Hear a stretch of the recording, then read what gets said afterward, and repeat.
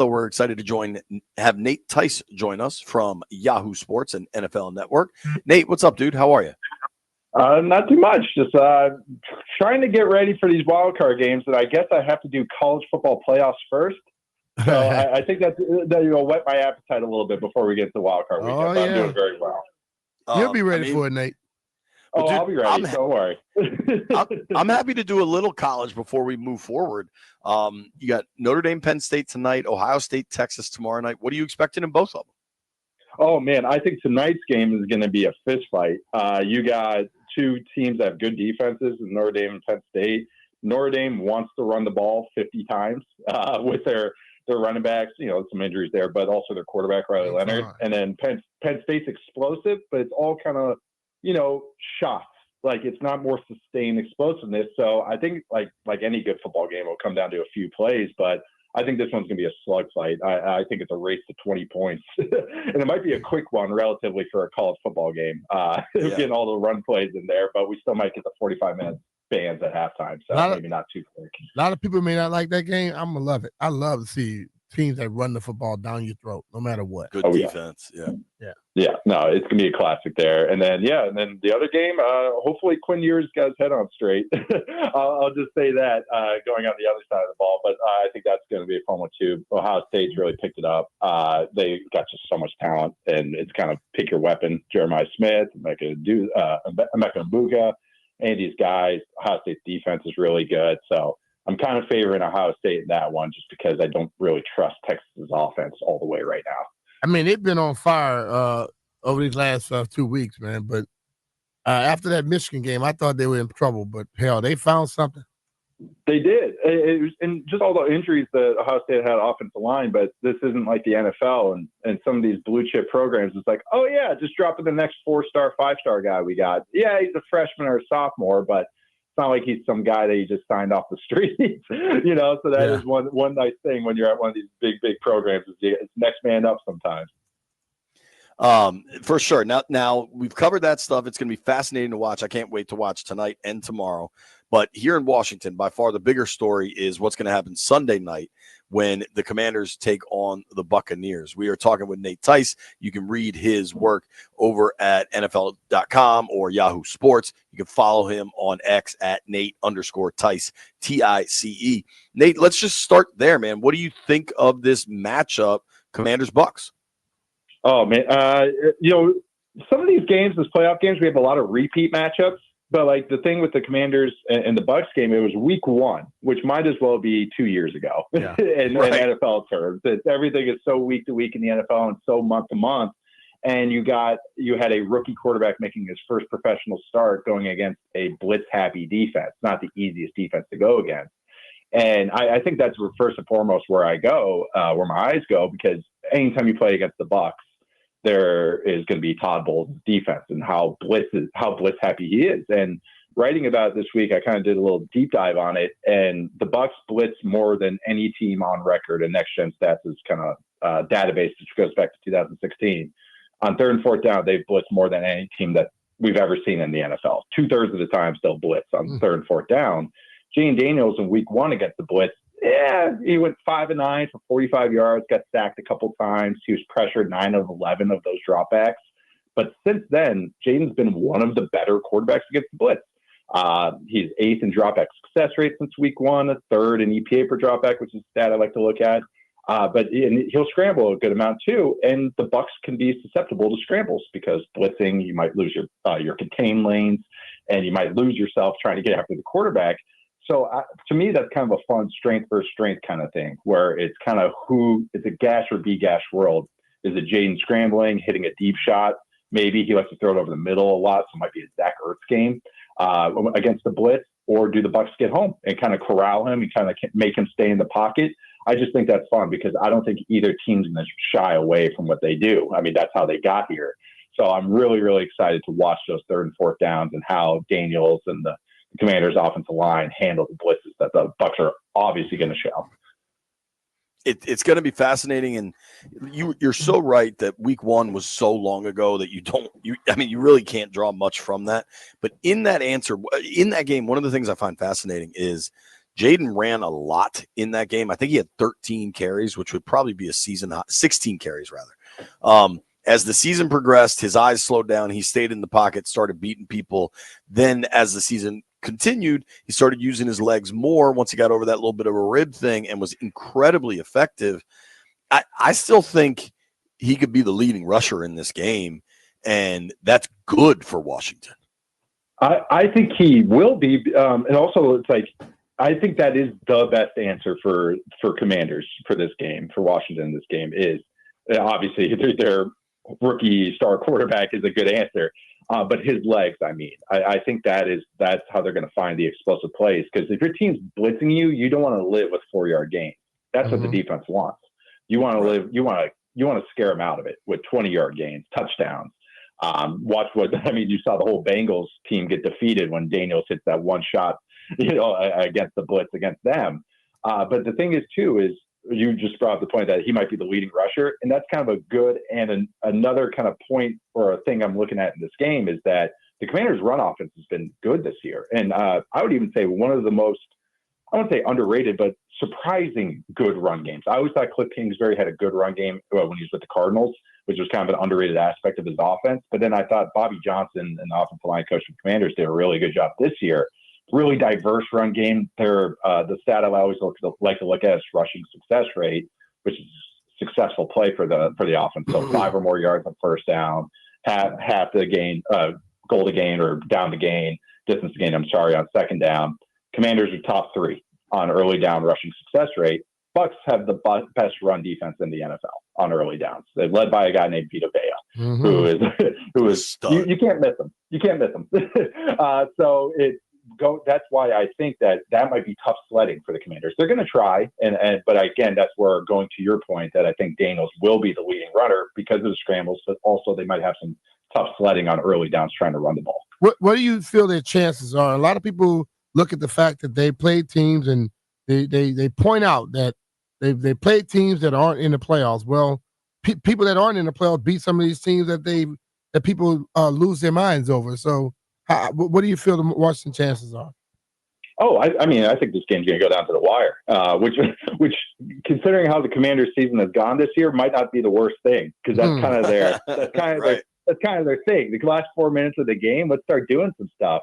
I really do think this is going to just be a tight game. It really come down to some of those big plays. I think on the other side of the ball, ever since the Washington moved Mike Sainristil out to the outside corner, I felt like their pass defense has gotten a lot better. They still give up explosives, but it's not the worst defense or one of the worst defense. It's more like average-ish, at the very least, I think. But I think that's a big difference, I think, compared to week 1 as well. And I think that's something some people are underrating about this Commanders team because there's so much focus on the offense, and then you kind of wave away the defense. Oh, yeah, sure. Payne, yeah, Jonathan Allen's back. Yeah, that's fine. But I do think that matters going against this team because the Bucs offense is very good. I think that's more evenly matched than I think some people are coming out to be. I think this one comes down the wire. I'm trying to remember what the spread was to maybe lean into that. Dude, it's just the Bucs are favored by 3.5. So I think the Commanders cover that at the very least, which I'm going to say that means I think it's going to be a field goal or less game either way. I know it's kind of stakes am I on, so I don't want to go either way. Nah, man, you're cool either way. We'd always just have the real conversation, but I think if you've been watching Washington for the last month, you'd be nuts to not think it comes down to the wire. Whether they win or lose, that's what they do. And they've done really well at being on the right side of those. Yep. And that's again, that speaks to Jaden Daniels' play, is that he can open the game up when it gets like that and turn some bad situations he had. I'm remembering, 2 weeks ago, the 4th down scramble he had, or the 3rd and forever scramble he had. Like, that's the thing, is he always has that element he can throw in, and it's a really good element against this defense that's going to be aggressive, and they're not going to shy away from it. So he's the equalizer. So yeah, it's not fair to put it all on a rookie quarterback, but it's a lot's going to come down to him, and that's kind of how the playoffs are. It's not fun. It's not easy for anybody. Yeah, I totally agree with you, Nate.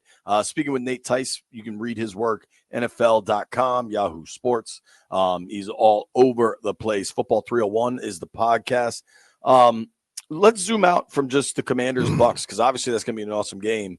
But, Saturday's games, seems like the whole world has the Chargers going into Houston and winning. I get that you've got Harbaugh on one side, but I mean, Houston won a wild card round game last year and kind of took the Ravens, into the fourth quarter in that division round. Do you think folks are? I know it's been an up and down season for Houston, but do you think folks are overlooking them at all? A little, because I don't think people realize how good their defense is and how good their pass rush is. I just said, Jaden being a quarterback is the great equalizer. I think on the defensive side, a good pass rush is the great equalizer, especially when you come into the playoffs. Remember the Bucks Chiefs Super Bowl a few years ago? Mahomes couldn't even throw the ball because the Bucks pass rush was just so good in that game. So I do think that the Texans do have that. Like, they have Will Anderson and Daniil Hunter. And yes, the strength of the Chargers offensive line is their tackles, but their guards aren't that great and their interior isn't that great. And pressure can throw off any quarterback, even one as good as Justin Herbert. So I do think that element has been overlooked a little bit. I will say that the other side of the ball is what scares me for the Texans. So I think I am I more to the consensus in this game, where I am leaning Chargers, because I do think that the Texans offensive line is just that bad. And I just think that the Chargers defense is very disciplined. They are very well game planned as well. Jesse Minter, the defense coordinator, is phenomenal and getting the most out of his guys. And they really squeeze things. They're really tight on things. They allow the fewest amount of yards after the catch in the NFL. Like, they're good tackling, just a very sound team. And why I'm saying that is I don't think the Texans are very well coached on offense. I think their offensive line is fairly poorly coached. And I think that the Chargers are going to be able to get after it. The Texans also can't run the ball. They're the worst rushing offense in the NFL. That success rate stat that I just brought up, but really any stat you look at. And it's just a lot on C.J. Stroud. And it's a lot on C.J. Stroud that's going to be on 3rd and long without Tank Dell now. Just Nico Collins and Dalton Schultz, who are still, Nico Collins is a top 6-7 receiver in the NFL. He's really taken a leap this year, but we're going against the Chargers, who will double team number one option. They will really have really intricate game plans. That's why I really like Minter. So it's just, I don't see what I like to call a natural answer for the Texans outside of like, hey, CJ Stroud, black out. Right. That is kind of, and that can happen. Don't get me wrong. You want a quarterback that can reach those highs, but it's just, the floor is pretty low for that Texans team right now. And that's why I think I'm a little with the consensus where I'm a little worried about how the Texans are going to be able to move the ball outside a few shot plays of Nico Collins. Well, what about that? The Steelers-Ravens game, Zay Flowers, again, not practicing. Sure looks – I'm not going to rule him out. Who knows what happens by Saturday night, but he missed every practice this week. If they don't have Zay – Pittsburgh can still play defense. I don't know what their offense can do, but that number seems awfully big with Zay Flowers on the sideline. What do you think of that Steelers-Ravens game? Well, and also, I don't mind the Ravens going into big bodies. They're comfortable doing it. Literal big bodies with Patrick Ricard or a tight end or an extra lineman or something of that sort. Derrick Henry makes it big bodies by default anyways. But I do think the Steelers have always played Lamar tough, because they're one of the best teams that against quarterback runs. I feel like Jane Daniels and the Commanders found that out when they played the Steelers earlier this year too. Really good against scrambles, really good against design runs. They make you stay from the pocket. Lamar he was my MVP pick. I think that I've always thought he's been underrated as an operator from the pocket, and I'm glad a lot of people are like, oh, wow, he's pretty good at it. So I think that's why that is going to be a good answer no matter what for the Ravens. I also think the Steelers are kind of backwards what you would think about them. When they have big bodies on defense, they're not as good as they are when they have light bodies with DBs out there and nickel and dime, which is not what you would think with the Steelers. You're thinking, oh, no, big bodies, they're going to be good at it. But so I think that the Ravens, again, I'm going to use that term, have a natural answer against them. I think that just really their offense has been explosive. Rashad Bateman's come on. And Joey Porter Jr. might take that, might take him away out of the game, which isn't that hard. But I do think the Ravens have tight ends, and they also have the run game that they can always rely on. So that's why I do think, even without Zay Flowers, that they do still have alternative answers. But I do agree that that is a big spread. I will say on the other side of the ball is the Ravens defense, the first half of the year was, atrocious. They allowed, they're really good against the run. But defending the pass, they were the worst defense in allowing explosive passes. They were bottom 10 in allowing in dropback success rate. They were 29th in net yards per attempt. So that's yards subtracted by sack yardage. And then since week 11, they changed their DBs. They benched Marcus Williams. They put Washington back there. They put Kyle Hamilton back at safety instead of the slot. And they've had the best pass defense in the NFL since week 11. So, and they've limited explosive plays.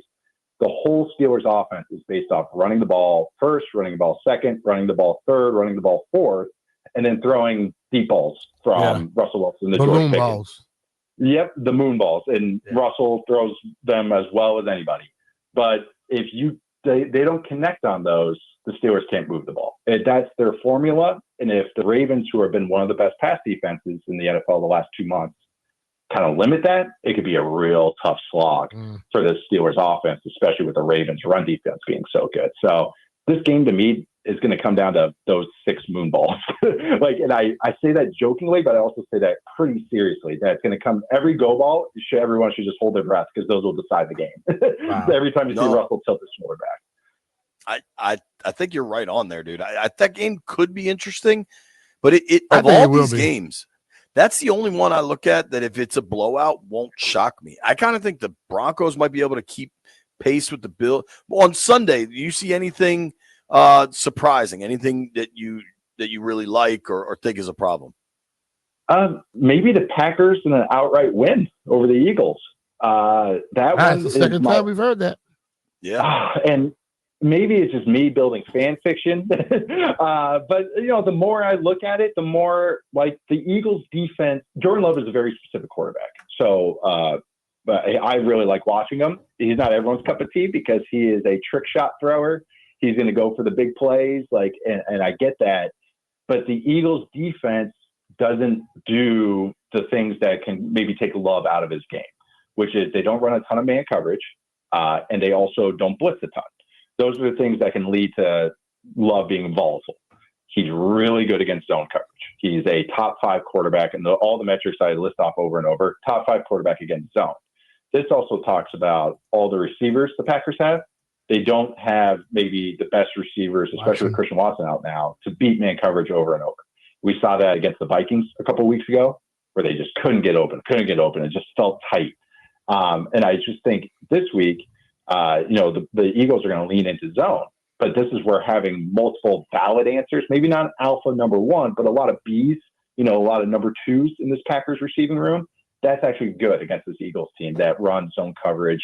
They run zone coverage at the 6th highest rate on late downs, and they barely blitz, which, like I said, again, is something that can maybe limit Jordan Love and get him into his volatile kind of play.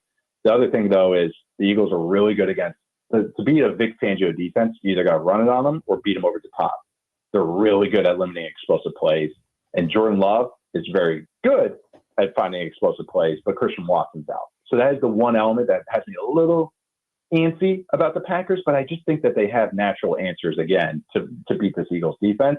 And I think their defense has played well enough to hold against that Eagles offense that's so explosive and just has to withstand the 30 Saquon Barkley touches.